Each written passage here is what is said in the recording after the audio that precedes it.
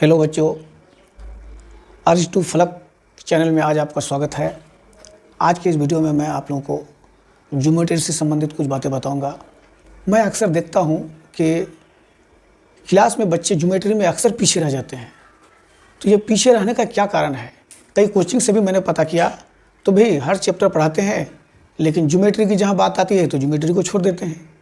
Geometry में सब बच्चे पीछे ही रह जाते हैं। नतीजा ये हो जाता है कि ज्योमेट्री से संबंधित जो भी प्रश्न मैट्रिक में पूछे जाते हैं वहाँ बच्चे पीछे हो जाते हैं। कम से कम 30 से 35% क्वेश्चन तो सिर्फ ज्योमेट्री से ही पूछे जाते हैं, ऑब्जेक्टिव सब्जेक्टिव मिला करके। तो मेरा ये कहना है कि मैं आज से ज्योमेट्री पर वीडियो बनाने जा रहा हूँ और बेसिक ज्योमेट्री से ये वीडियो बनाने जा रहा हूँ, यानी जड़ से।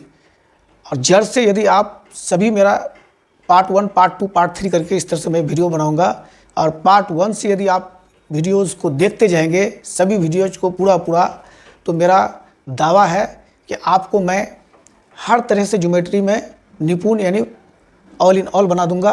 ये मेरा चैलेंज है, लेकिन शर्त है कि आपको हर वीडियो को देखना है, हर पार्ट को पार्ट 1 से देखना है। तो मैं सिर्फ ये नहीं कि 6, 7, 8 क्लास, मैं क्लास 9th और 10th तक भी आपको थ्योरम बनाने में, किसी भी थ्योरम को प्रूफ करने में निपुण बना दूंगा, यानी आप उसमें सर्वे सर्वा हो जाएंगे। तो चलिए बच्चों, आज का लेसन शुरू करता हूँ। देखिए, मैं आज 5 पॉइंट आपके सामने लेकर आया हूँ। पहला है आसन्न कोण, एडजेसेंट एंगल। आप जानते होंगे, हो सकता है आप नहीं जानते होंगे। दूसरा है रेखिक युग्म यानी लीनियर पियर। तीसरा है पूरक कोण, और चौथा है समपूरक कोण, और आखिरी में है शीर्षाभिमुख कोण। इन 5 बिंदुओं पर आज मैं चर्चा करूंगा। तो चलिए दोस्तों, आज सबसे पहले आसन्न कोण पर चर्चा करते हैं। ये देखिए, ये है आसन्न कोण, जिसमें एक शीर्ष है। ये शीर्ष ये से 2 कोण बना है, यानी यदि एक ही शीर्ष से 2 कोण बने और दोनों कोणों में एक भुजा उभयनिष्ठ हो तो ऐसे दोनों कोणों को आसन्न कोण कहा जाता है, यानी इसमें उभयनिष्ठ होना चाहिए। तो देखिए, इसमें ये सी, ये बाजू या ये भुजा दोनों कोण को बनाने में मदद कर रहा है, इसीलिए ये दोनों कोण यानी कोण DAC और कोण CAB आसन्न कोण है। अब चलिए हम रेखिक युग्म में चलते हैं। ये देखिए, रेखिक युग्म यानी लीनियर पियर।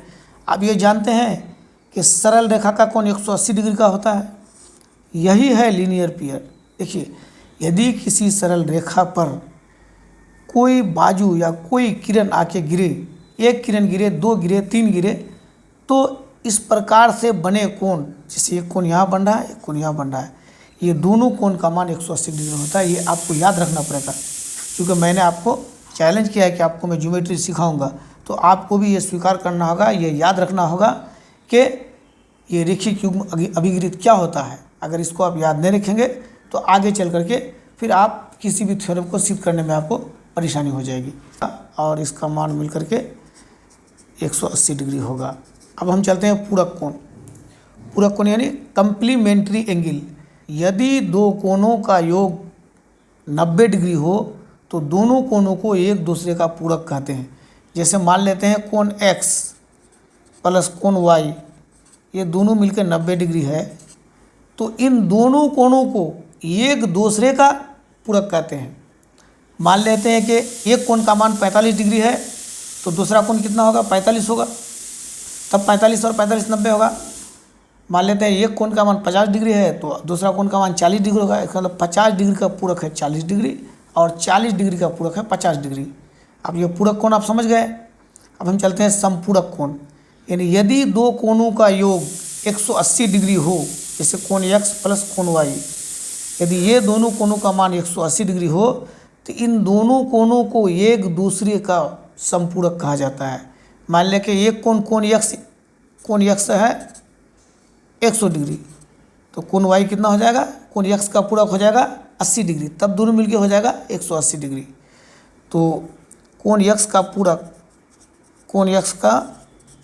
पूरक बराबर 180 माइनस 100 बराबर 80 डिग्री, यानी 100 में कितना देने से 180 होगा? तो ये 80 जोड़ने से 180 होगा, तो इसलिए 100 का पूरक 80 डिग्री। तो इस तरह के प्रश्न परीक्षाओं में पूछे जाते हैं, इसको आपको याद रखना है। जैसे पूरक कोण बताए, यानी जो भी कोण का मान दिया हुआ है उसमें कितना जोड़ने पर 90 होता है वो उसका पूरक होगा। और यदि संपूरक या सप्लीमेंट्री एंगल दिया हुआ है तो आपको ये देखना है कि जो दिया हुआ है उसमें कितना जोड़ने से वो 180 होता है, तो वो आपका संपूरक कोण हो जाएगा। अब मेरे ख्याल से आप समझ गए होंगे।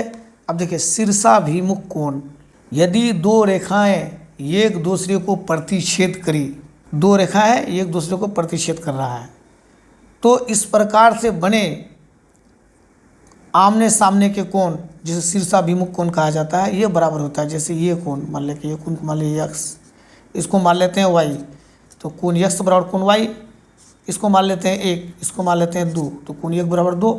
इसी प्रकार के कोण को हम शीर्षाभिमुख कोण कहते हैं।